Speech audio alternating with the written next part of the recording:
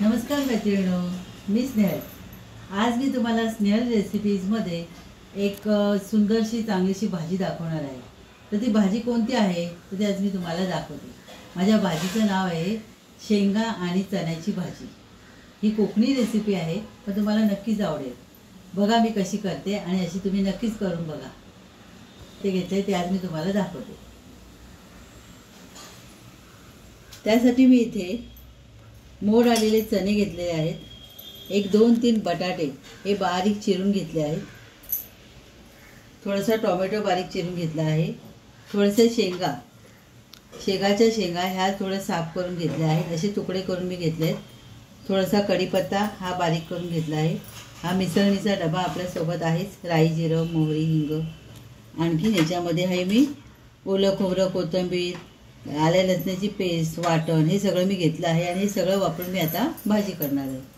तर सर्वप्रथम मी आधी इथे कुकर तापायला ठेवलेला आहे।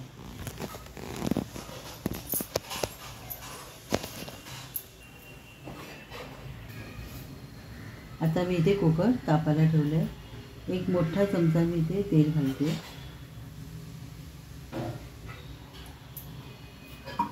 हे तेल असं आपण चांगलं भांड्याला लावून घ्यायचं। गॅस मीडियम ठेवला आहे मी।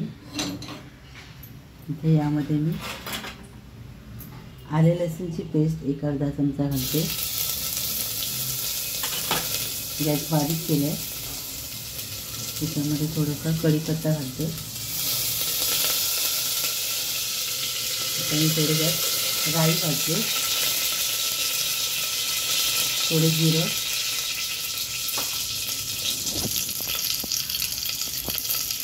हिंग पावडर,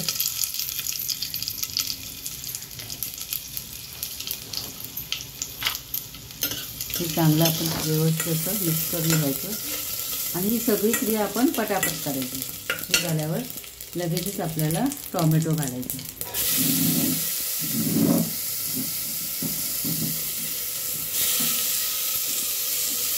टोमॅटो असा चांगला परतून घ्यायचा। हा परतताच आपल्याला याच्यामध्ये वाटण घालायचं। एवढं वाटण याला हवं आहे। आता हे कांदा खोबऱ्याचं वाटण आहे, हे पण मी तुम्हाला एकदा दाखवेन कसं करायचं असतं। आमच्या कोकणी पद्धतीमध्ये हे कांदा खोबऱ्याचं वाटण भाजीला आम्ही वापरतो। त्याच्याने भाजी एकदम छान लागते। याला आमच्या भाषेमध्ये, कोकणी भाषेमध्ये गोडं वाटण असंही म्हणतात। असं चांगलं असं परतून घ्यायचं। त्यामुळे काय होतं, चांगले मिश्रण होते आणि टोमॅटो पण हळूहळू शिजतो। आणि होता त्याच्यामध्ये एक अर्धा चमचा गरम मसाला, एक चमचा तिखट, पाव चमचा हळद, हे तिन्ही मी घातलं याच्यामध्ये। तिखट आणि गरम मसाला आपल्या आवडीनुसार घालायचं। थोडं अजून तिखट घालते। आता हे परतता आपल्याला कळतंय की आता आपला भाजी हे थोडं वाटण थोडं सुकं होतंय। त्यामुळे मी गरम पाणी करून ठेवलं आहे, हे थोडंसं मेच्यात घालते आणि गरम पाणीच वापरायचं। त्यामुळे काय होतं, आपल्या मसाल्याचा रंग तसाच राहतो आणि त्याला चांगला चवंग येतो। आता हे मी चांगलं असं शिजवून घेते। गॅस माझा मीडियम आहे, फास्ट नाही आहे। आता हे सगळं मिश्रण होता आपल्याला याच्यामध्ये शेंगा टाकायच्या। शेंगा पण चांगल्या मिश्रण करून घ्यायचं। आपल्याला जेव्हा ह्या वाटणामध्ये जेव्हा आपल्याला पदार्थ मिक्स करायचे असतात, तेव्हा आपण सगळे पदार्थ एकदा मिक्स करायचे नाहीत, थोडे मिक्स करायचे। त्यामुळे काय होतं, त्या पदार्थाला तो आतला मसाला व्यवस्थित लागतो। सगळे पदार्थ एकदम टाकले की मग ते एकाला लागलं एकाला नाही लागलं असं होतं।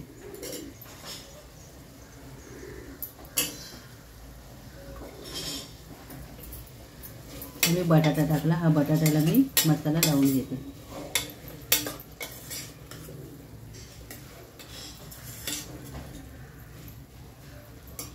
आता मी हे मोड आलेले चणे हे घालते। आता आपल्याला गरजेनुसार आपण टाकू शकतो की मला किती हवे आहेत ते बस।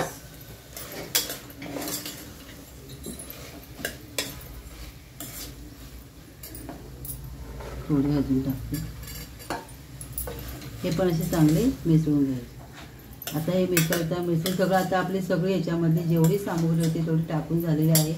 आता यामध्ये फक्त मीठ आणि ओलं खोबरं घालायचं आहे.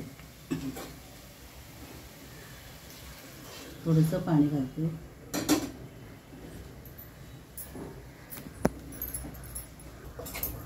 आता ही भाजी आपण अशी मिक्स करून घेतली. आता याच्यामध्ये आपल्याला मीठ घालायचं.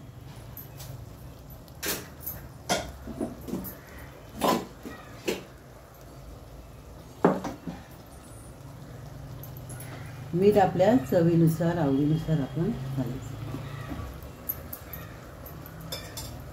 बस आता हे चांगलं मिश्रण करून घ्यायचं. आता ही भाजी आपण जेव्हा ढवळतोय तर अख्ख्या सगळ्या टोपाला लावायचं नाही, मधल्यामध्ये असं व्यवस्थित मिक्स करायचं, कारण आपलं वाटण सगळ्या टोपाला लावायचं नाही. वरून आपल्याला हे थोडंसं खोबरं घालायचं.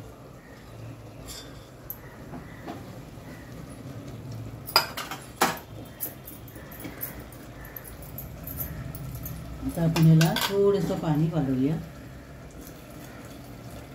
चणे चांगले शिजले पाहिजे, कारण ते छान ढवळून घ्यायचं.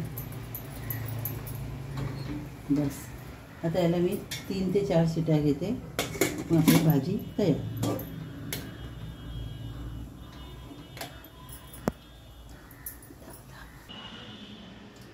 आता हा कुकर आहे मी गॅसवर 3 शिट्या चांगल्या घेतलेल्या आहेत. आता आपण उघडून बघूया त्याच्यामध्ये भाजी कशी झाली. कुकर उघडण्यापूर्वी थोडी शिटी अशी वर करून बघायची की हवा गेली आहे ना. हो गेली.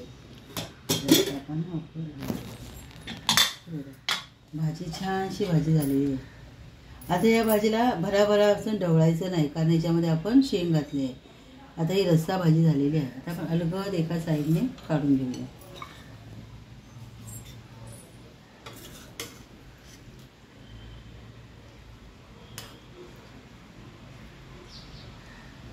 याची मी आता भाजी थोडीशी काढून घेतली.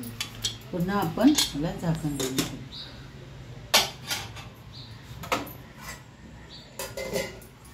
आता ही माझी भाजी तयार झालेली आहे. शेंगा, बटाटा, आणखी चणे. हे चणे मोड आलेले होते, त्यामुळे फारच ही भाजी आपल्याला छान रुचकर लागणार आहे. तर माझा हा व्हिडिओ तुम्हाला आवडला असेल तर या पद्धतीने तुम्ही भाजी करून पहा. आणि माझ्या या व्हिडिओला तुम्ही लाईक करा, शेअर करा आणि सबस्क्राईब करायला विसरू नका. ही भाजी तुम्ही वरण भाजीसोबत, भाकरी पोळीसोबत खाऊ शकता. आणि बघा तुम्हाला आवडेल की नाही. आणि आवडली माझ्या व्हिडिओला तुम्ही छानशी कमेंट्स द्या. आणि आता आपण भेटूया एका पुढच्या छानशा व्हिडिओमध्ये. तोपर्यंत हसत राहा, मस्त राहा, खुश राहा. Bye bye. Happy new year. आणि हे 2025 सालातलं पहिलं 1 तारीख आहे. आणि आजपासून मी व्हिडिओला पुन्हा एकदा सुरुवात केलेली आहे. तर तुम्हा सर्वांना हॅपी न्यू इयर. आणि माझा व्हिडिओ पाहिल्याबद्दल तुमचे सर्वांचे आभार.